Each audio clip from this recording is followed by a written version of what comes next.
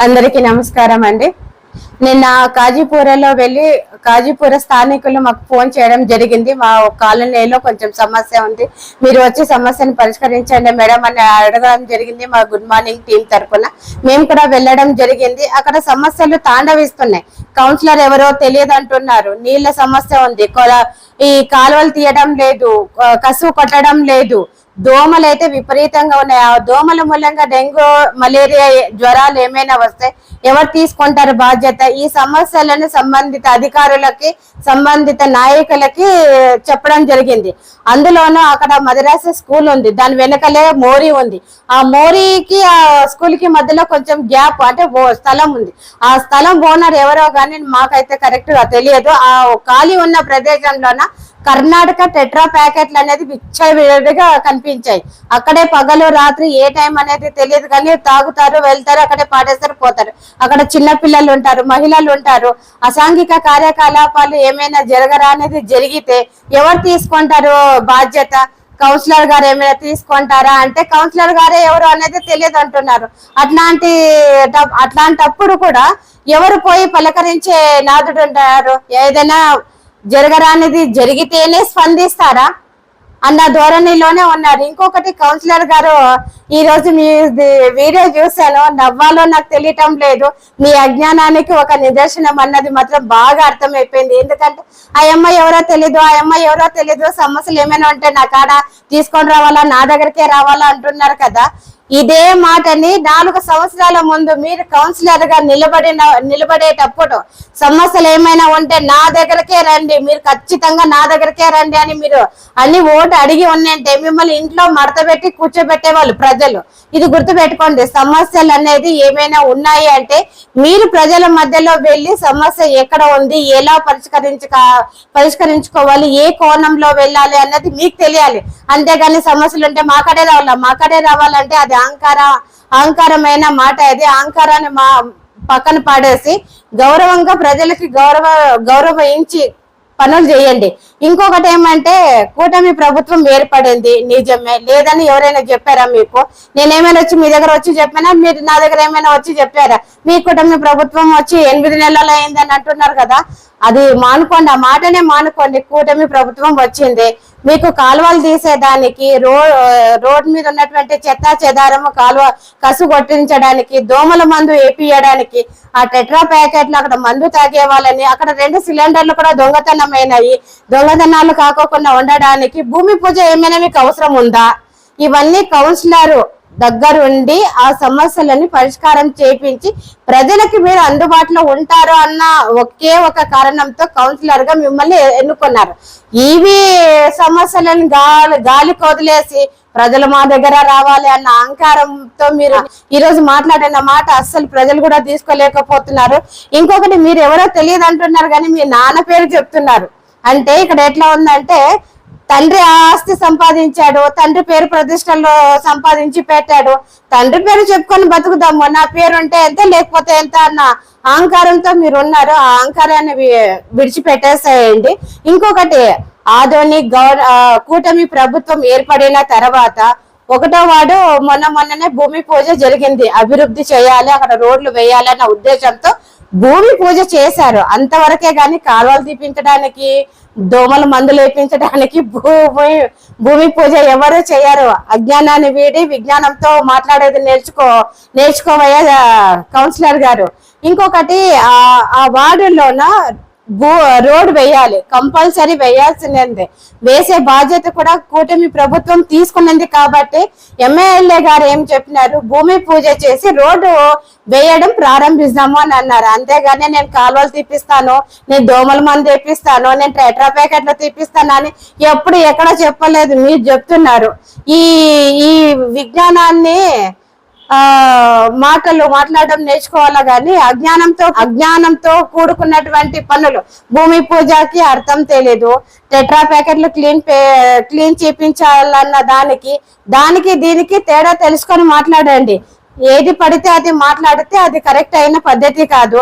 ఇంకొకటి, మీ వార్డులో నేను చెప్తాను, మేము నిన్న చూపించిన సందు సమస్య వేరు, మీరు వీడియోలో చూపించినటువంటి రోడ్ వేరు. అర్థమైందా కౌన్సిలర్ గారు? మీకే చెప్తున్నాను, బాగా తెలుసుకోండి. నిన్న మేము కాజీపురంలో మద్రాసా స్కూల్ వెనుకలు ఉన్నటువంటి సందులో చూపించిన సమస్యలు ఏమున్నాయని. మీరు గ్రాఫిక్ మాయాజాలం వేరే, అదే వార్డులోనే వేరే రోడ్డు మార్గాన్ని మీరు చూపించినారు. ఇంకొకటి 24వ తారీఖు ఏప్రిల్ 24, 2023లో అదే మీరు చూపించినటువంటి ఏరియాలో ఒక ముసలామె మిమ్మల్ని మీ భాషలోనే బండ బూతులు తిట్టింది. ఆ వీడియో కూడా ప్లే న్యూస్ లో ఉంది. మీరు కావాలంటే నిదానంగా టైం చూసుకొని చదువుకున్న ఎవరైనా మీడియా మిత్రులు మీ దగ్గర ఉండింటే ఆ మీడియా మిత్రుల ద్వారానే ఆ వీడియోని వెతికించుకొని మరి చూడండి. ఒకవేళ మీకు చూపించుకోవడం చేత కాలేకపోతే మాకు చెప్పండి, మేమే ఆ వీడియోని మీ లింక్ ఇంకొకసారి మీకు షేర్ చేయడమో లేకపోతే ఫేస్బుక్ లోనే పెట్టడమో జరుగుతుంది. అజ్ఞానంతో మాట్లాడడం మానేసుకోండి కౌన్సిలర్ గారు. 14వ వార్డు కౌన్సిలర్ గారు, మీకు ఇంకొక మీ వార్డులో మీరు చేసినటువంటి అవినీతి భాగవతం కూడా ఒకటి చెప్తాను, డేట్ తో సహా చెప్తాను. గుర్తు పెట్టుకుంటారా, గుర్తు తెచ్చుకుంటారా, లేకపోతే ఇంతకు ముందు వీడియోలలో ఏమైనా వెతుక్కుంటూ ఉంటారో ఏమో చూసుకోండి. జూన్ 30వ తారీఖు 2023 కుళాయిలకి సంబంధించినది. ఎవరెవరు ఎంతెంత వాటాలు తీసుకున్నారు అది కూడా మాకు తెలుసు. త్వరలోనే చెప్పమంటే కూడా చెప్తాం. మేము సాక్ష్యాధారాలతో కూడా మీడియా ముందు పెడతాము. కాబట్టి విలువలతో కూడుకున్న రాజకీయమే చేయండి. మీ నాన్న ఏదో విలువను సంపాదించుకున్నాడు, మీ నాన్న ఏదో పేరు సంపాదించుకున్నాడు, నేను వాడుకుంటాను అంటే మీ పిల్లలు కూడా అట్లనే అవుతారో ఏమో. కౌన్సిలర్ గారికి ఇంకొక చిన్న విజ్ఞప్తి అనుకోండి, లేకపోతే సూచన అనుకోండి. మీరు ప్లే న్యూస్ గురించి కదండి మాట్లాడింది. నిన్న పాపం పని పాట లేదు అని చెప్పినారు కదా. పని పాట మాకుంది కాబట్టి, పని చేసే ఛానల్లో మేము ఉన్నాం కాబట్టి ప్రజలు మా కోసము ఫోన్ చేశారు. మీ దగ్గర తాగుబోతులు ఉన్నారేమో, ఆ తాగుబోతుల దగ్గర ఒక వీడియో తీపించి ఆ వీడియోని మీడియాకి ఇచ్చేసి లేకపోతే ఇది వేయండి ఇది వేయండి అని మీరు అడుక్కున్నంత ఈజీగా మేము అడుక్కోలేమండి బాబు, అది తెలుసుకోండి. మీడియా అంటే ప్రజల సమస్యలు ఎక్కడ ఏ కోణంలో ఉన్నాయని సంబంధిత అధికారులకి సంబంధిత నాయకులకి తెలియజేయడంలో ముందు పాత్ర వహిస్తుంది ప్లే న్యూస్. ఇది గుర్తు పెట్టుకోండి. ప్లే న్యూస్ కానీ ఇతరత్ర న్యూస్ ఛానల్స్ వాళ్ళకి కానీ ఏదైనా అవాకులు చవాకులు కానీ పేలిస్తే మాత్రము మీకు తగిన రీతిలోనే మీడియా మిత్రులు సమాధానం చెప్తారు. తస్మాత్ జాగ్రత్తగా వ్యవహరించండి, జాగ్రత్తగా మాట్లాడేది కూడా నేర్చుకోండి. ఇంకొకటి, కౌన్సిలర్ గారు అని నేను సంబోధిస్తున్నాను, ఆ అమ్మాయి ఎవరు వచ్చింది, ఆ అమ్మాయి ఎవరు వచ్చింది అని అంటున్నారు. మీకు ఒక మహిళ ఎవరు అనేది కూడా మహిళ అని అనడం కూడా మీకు చేత కాదా? నోరు పలకదా? నోరు ఏమైనా పెకిలిపోయిందా? మీ నాలుకకి ఏమైనా పుళ్ళు ఏమైనా పుట్టినాయా? కొంచెం మహిళను గౌరవించడం నేర్చుకోండి. మన ఇళ్లలో కూడా ఆడవాళ్ళు ఉంటారు, వేరే ఆడపిల్లని మనం అంటే మన వాళ్ళని కూడా వేరే వాళ్ళు అంటారు అన్నది గుర్తు తెచ్చుకోండి. నేను తెలుగుదేశం పార్టీలో 2019 నుంచి ఈ రోజు వరకు కూడా తెలుగుదేశం పార్టీ కోసం పనిచేస్తున్నాను. కూటమి ప్రభుత్వంలో ఎమ్మెల్యే క్యాండిడేట్ ని గెలిపించడంలో మేము కూడా పనిచేసాము. అది మీకు తెలియదా? తెలియకుండానే స్కూల్ దగ్గర గొడవకు వచ్చినారా? ఇంకొకటి, నిన్ననే మీకు చెప్పాను, మున్సిపల్ కౌన్సిలింగ్ హాల్లో ప్రజా సమస్యలను వదిలేసి మీరు రాజీనామా చేయండి అని మాట్లాడుతున్నారే తప్ప ప్రజల సమస్యలను ఈ రోజు కౌన్సిలింగ్ హాల్లో ఎంత వరకు మాట్లాడగలిగారు? ఏ సమస్యకి ఎవరు ఎంత పరిష్కార మార్గం చూపించారు? ఆ మార్గం చూపించిన తర్వాత దాన్ని ఏమైనా కార్యరూపం ఏమైనా దాల్చినారా? లేదు. ఇంకొకటి, ఆదోనిలో గౌరవనీయులు బాలాజీ గారు ఉన్నారు. ఏ పార్టీలో ఉంటే కూడా ఆ పార్టీలో గెలుస్తారు. అట్లాంటి బాలాజీ అన్న గారు మీరు కూడా మీడియా మిత్రుల్ని పిలుచుకొని పోయి బాత్రూమ్ గేట్ చూపించడం ఏమండి? చాలా సిగ్గుచేటు. ఆ సిగ్గుచేటుని మళ్ళీ మీడియా మిత్రుల ద్వారా ప్రజలకు తెలియజేసి మీ విజ్ఞతని మీరే కోల్పోయినారు. అది గత ప్రభుత్వంలో మీ ప్రభుత్వ హయాంలోనే 3 సంవత్సరాల నుంచి అది పని చేయడం లేదు. ఈ విషయాన్ని మరిచిపోయి నేను చాలా తెలివివంతుణ్ణి, నేనే నాయకుడిని, నేను పని చేస్తాను, నేను కంటిన్యూగా కౌన్సిలర్ గా గెలుస్తున్నాను కాబట్టి ఆ అధికార దౌర్భాగ్యంతో ఏమైనా మీరు ఆ గేటును చూపించారా? ఇంకా ఆ సమస్య తప్ప ఇంకా ఏ సమస్యలే కనిపించలేదా? పక్కనే ఉంది మున్సిపల్ కమిషనర్ లైన్ లోనే, అదేమైంది? ఆ సమస్య ఏమైంది? మార్కెటింగ్ కట్టిస్తాము, 3, 4, 5 అని చెప్తున్నారు. ఏమైంది? అక్కడ పోండి, చెట్లు చెదారము, పిచ్చి ముక్కలు, నీటి పైన పసుపుదనం వచ్చేసి, పచ్చ కలర్ వచ్చేసి బ్యాక్టీరియాలు అంతా కూడా వస్తున్నాయి. వాటిని ఏం పట్టించుకోరా? ఆ సమస్యను చూడండి. రోడ్ల విస్తరణ కార్యక్రమం గురించి నిలదీయండి. బాలాజీ అన్న గారు మున్సిపాలిటీ పక్కలోనే శ్రీనివాస్ భవన్ పక్కలోనే కాంప్లెక్స్ కడతామని చెప్పినారు. మున్సిపల్ కాంప్లెక్స్ కడతామని చెప్పేసి కొన్ని సంవత్సరాలుగా పని మాత్రం ఆగిపోయింది. దాంట్లో ఎవరెవరికి ఎంతెంత వాటాలు చెందినాయో చెందలేదో అని ప్రజలే వ్యక్తీకరిస్తా ఉన్నారు. కాబట్టి మీరు దాని మీద దృష్టి పెట్టండి. ఎంతవరకు బాత్రూమ్ కి తలుపు లేదు, బాత్రూమ్ కి గొల్లెం లేదు. ఏమండి బాలాజీ గారు, మీరు కూడానా సీనియర్ నాయకులైంది, మీరు కూడా ఇట్లాంటి దాన్ని చూపిస్తారా? చాలా సిగ్గుచేటండి. 14వ వార్డు కౌన్సిలర్ కి నేను ఎవరో తెలియదంట. కౌన్సిలర్ గారు, నా పేరు అంజినమ్మ అలియాస్ అంజు సి గాంధీ, తెలుగు మహిళా కార్యనిర్వాహక కార్యదర్శిని, ఐటీడీపీ టౌన్ అధ్యక్షురాలి. అయ్యో కౌన్సిలర్ గారు, మాటి మాటికి మీరు మిమ్మల్ని నేను కౌన్సిలర్ గారు అని చెప్పి పిలుస్తున్నానంటే బికాజ్ నాకు మీ పేరు తెలియదు.